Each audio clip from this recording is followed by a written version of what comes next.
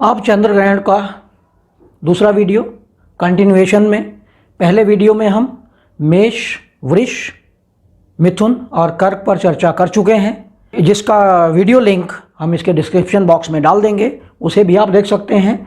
अब हम बात करते हैं सिंह, कन्या, तुला और वृश्चिक राशि पर। तो सबसे पहले हम बात करते हैं सिंह राशि की। सिंह राशि जिसके लिए चंद्रमा 12वें भाव का स्वामी है, 12वें घर का, और तीसरे घर में जाकर पीड़ित हो रहा है। तो यह दिखाता है कि 12वें भाव से संबंधित जो कारकत्व हैं उनमें समस्या आने वाली है। तो जो नेगेटिव कारकत्व हैं वो पॉजिटिव में बदल जाएंगे और जो पॉजिटिव कारकत्व हैं वो नेगेटिव में बदल जाएंगे।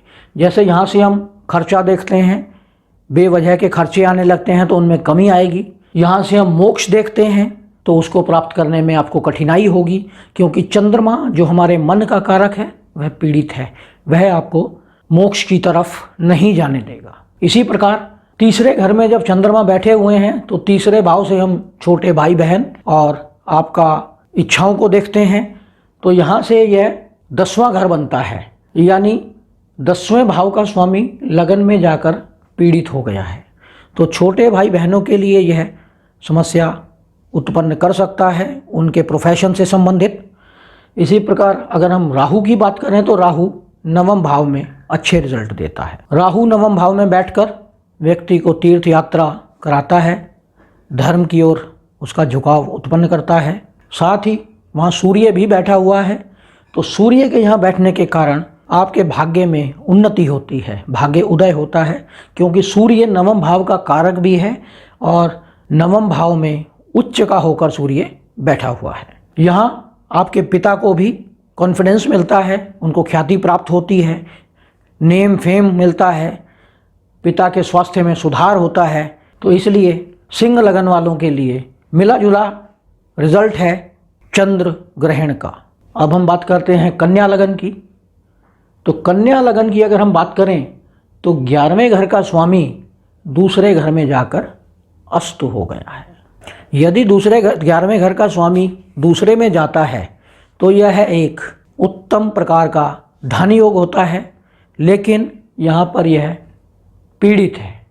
बाकी ग्रहों को हम डिस्कस नहीं कर रहे हैं, केवल हम आज चंद्र ग्रहण पर ही बात करेंगे। तो अगर चंद्रमा पीड़ित है और 11वें भाव का स्वामी पीड़ित है तो आपको धन को संचित करने में कई प्रकार की समस्याएं देखनी पड़ेंगी। चंद्रमा के ग्रहण के कारण आपके बड़े भाई बहनों को भी प्रॉब्लम हो सकती है। आपकी इच्छाओं की पूर्ति होने में भी समस्या आ सकती है, क्योंकि इच्छाओं की पूर्ति हम 11वें भाव से देखते हैं।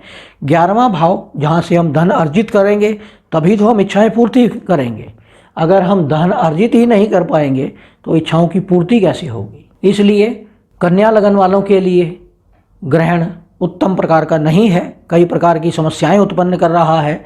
ऐसे लोगों को डेंटल प्रॉब्लम भी हो सकती है और मुंह से संबंधित कोई अन्य डिजीज़ भी आ सकती है, इसलिए अपने डेंटल हाइजीन का पूरा ध्यान रखें। अब हम बात करते हैं तुला राशि की। तो तुला राशि में या तुला लगन में 10वें घर का स्वामी ग्रहण में जा रहा है। तो तुला लगन वालों को अपने प्रोफेशन में समस्या उत्पन्न होने वाली है। तुला लगन वालों को समस्या उत्पन्न होने वाली है।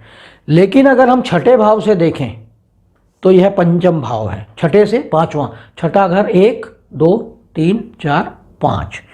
छठा घर यानी जहाँ से हम रोग, ऋण और बीमारी देखते हैं, और यहाँ उसकी वृद्धि होती है, क्योंकि पंचम भाव हमेशा वृद्धि का घर है, संतान का घर होता है, उस कारकत्व को वृद्धि करता है। तो इस प्रकार यदि यहाँ से हम देखें तो उसकी वृद्धि में रुकावट आ रही है, तो आपके रोग, ऋण और शत्रुओं में कमी आएगी। सप्तम भाव में सूर्य बैठा हुआ है, जिसके कारण आपके जीवन साथी के और आप में मतभेद उत्पन्न हो सकते हैं। थोड़ा सावधानी से रहें अपने जीवन साथी के साथ लगभग 1 महीना, क्योंकि जब आपको पहले से पता होगा तो आप सावधानी बरत सकते हैं। अब हम बात करते हैं वृश्चिक राशि की या वृश्चिक लगन की। तो वृश्चिक लगन में नवमेश 12वें भाव में चले गए और ग्रहण से पीड़ित हैं। नवमेश का 12वें भाव में जाना यानी 9वें भाव से हम धर्म, पिता, लंबी यात्राएं, हायर एजुकेशन आदि का विचार करते हैं।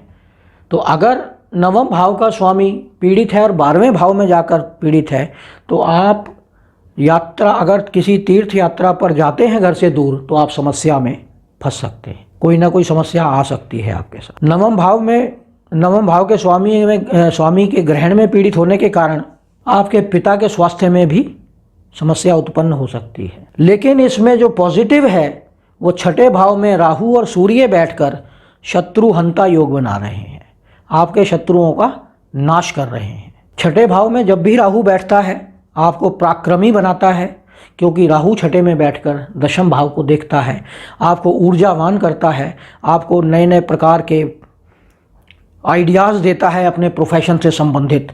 तो राहु और सूर्य छठे में बैठकर आपके प्रोफेशन को एनहांस कर रहे हैं। तो प्रोफेशनली वृश्चिक लगन वालों के लिए बहुत अच्छा है समय, लेकिन नवम भाव से संबंधित अगर हम देखें तो समय ठीक नहीं है। तो ये था सिंह से वृश्चिक तक का विश्लेषण, और धनु से लेकर मीन तक का विश्लेषण हम अगले वीडियो में डालेंगे।